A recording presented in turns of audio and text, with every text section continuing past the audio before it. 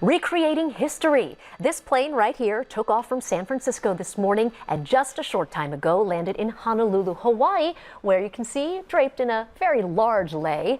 United's very last 747 flight retraced the route of its first 747 flight. Today's journey featured plenty of 70s style. Yeah, it sure did, from the flight attendants' uniforms to the food and drinks served on board. Didn't matter if you were sitting in business class or coach either. ABC 7 News reporter Wayne Friedman, among the lucky passengers, he has his lei on himself, nice. Is in Hawaii. Wayne, tell us, what was this experience like? It was quite a flight. The plane arrived just a little less than an hour ago. Let's make one thing clear. You will still see 747s flying, but not for United Airlines anymore. This one over here is the last one. It arrived in Honolulu just a little while ago. 747s were based in the Bay Area by United Airlines, so the fact that it won't be flying them anymore is a big deal. Hence the welcoming lei around the fuselage, and a passenger manifest had partied from the moment they got on until the moment they disembarked. At SFO's Gate 86 today, this would have been the only normal sight. As for the rest, you know, maybe embarrassing for the ladies, guys, it's like brotherhood. We're a week past Halloween and back in the 1970s as United Airlines both celebrated 47 years of 747 service and ushered it out at the same time. Even the crew dressed up in vintage museum uniforms. When's the last time you wore polyester?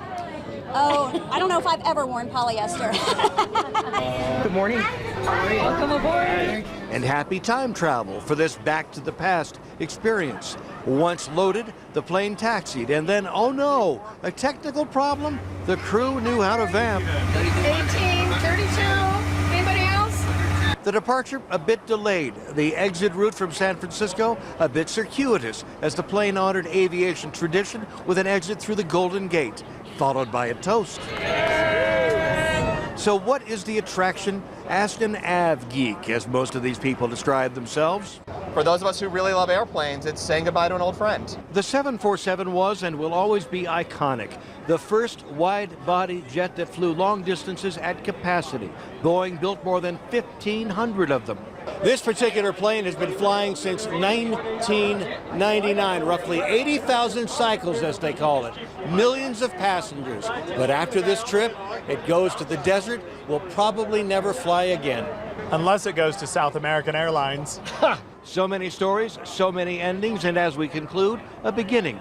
In the upper deck, just past the halfway point, Sean Worsley proposed to Christine Ellis. Her answer? Of course.